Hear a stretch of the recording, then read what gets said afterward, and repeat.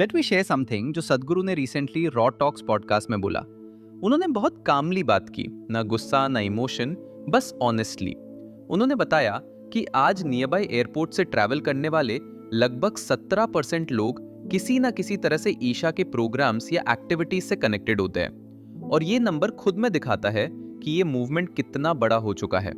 फिर उन्होंने ये भी एक्सप्लेन किया कि उनका काम प्रॉपरली स्टार्ट होने से पहले ही, स्पेशली महाशिवरात्रि जैसे बड़े इवेंट से पहले, उनके अगेंस्ट रेजिस्टेंस शुरू हो चुका था। उनके according large amount of money negative stories बनाने, कंप्लेंट्स फाइल करवाने और एलिगेशंस क्रिएट करने में स्पेंड किया जा रहा था, जबकि उस टाइम पर एक्चुअली कुछ गलत हुआ ही नहीं था। बहुत लोग सोचते हैं कि ऑपोजिशन बाद में आया, लेकिन उनका कहना था कि रेजिस्टेंस बिगिनिंग से ही था। उसके बाद उन्होंने कोयम्बतूर के ईशा आश्रम के बारे में बात की। उन्होंने कहा कि लोग बार बार ये क्लेम करते हैं कि लैंड इलीगली एक्वायर की गई है, लेकिन उनके अकॉर्डिंग ये जमीन डायरेक्टली फार्मर्स से परचेज की गई थी, प्रॉपर लीगल डॉक्यूमेंट्स के साथ, जो कई डेकेड्स पुराने हैं।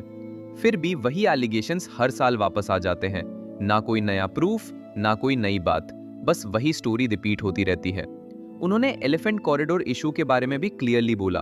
उनका कहना था कि 1 इंच भी फॉरेस्ट लैंड नहीं लिया गया, और जब लैंड खरीदी गई थी तब वो एलिफेंट कॉरिडोर मार्क ही नहीं था। सब कुछ उस टाइम वेरीफाई किया गया था। फिर भी इंस्पेक्शंस और लीगल चेक्स के बाद भी ये टॉपिक बार बार वापस आ जाता है। उन्होंने एक लाइन कही जो काफी डीप थी, जब एक नैरेटिव बन जाता है तो फैक्ट्स को पीछे आने में टाइम लगता है। फिर बात आई महाशिवरात्रि की।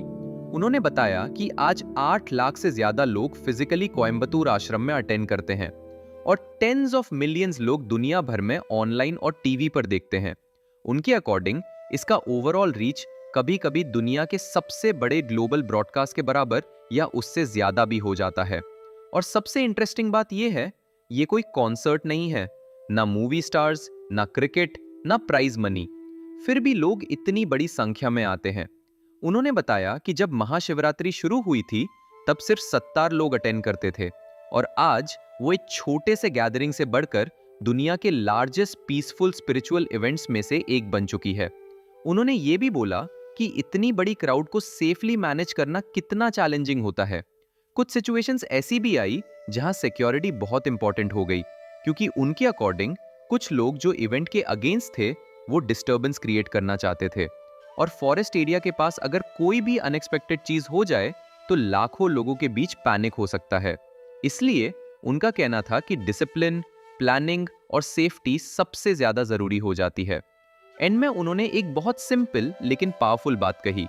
उन्होंने कहा, जब आप जेन्युइनली सोसाइटी के लिए कुछ अच्छा करना शुरू करते हो और जब आपका काम लोगों तक पहुंचने लगता है तो ऑपोजिशन आना नेचुरल है।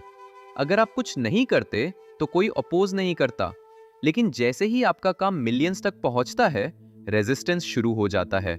हर बार इसलिए नहीं क्योंकि आप गलत हो, कभी कभी सिर्फ इसलिए क्योंकि लोग चेंज से कंफर्टेबल नहीं होते। उन्होंने कहा कि वो इसे पर्सनल हेट्रेड की तरह नहीं देखते, वो इसे लाइफ का हिस्सा मानते हैं। उनके अकॉर्डिंग जो चीज जेन्युइनली ह्यूमन वेलबींग के लिए काम करती है, उसके रास्ते में ऑब्स्टिकल्स आना ही होता है। इसलिए हर एलिगेशन का जवाब देने के बजाय वो अपना काम कंटिन्यू करना चूज करते हैं। लोग चाहे सपोर्ट करें चाहे क्वेश्चन करें, वो उनका राइट है, लेकिन उनका फोकस सिर्फ एक चीज पर है, ह्यूमन वेलबींग, और वही काम वो आज भी करते जा रहे हैं। अगर आपको ये पर्सपेक्टिव मीनिंगफुल लगा हो तो चैनल को सब्सक्राइब करना मत भूलिए, ऐसे ही रियल कॉन्वर्सेशंस और इनसाइट्स के लिए।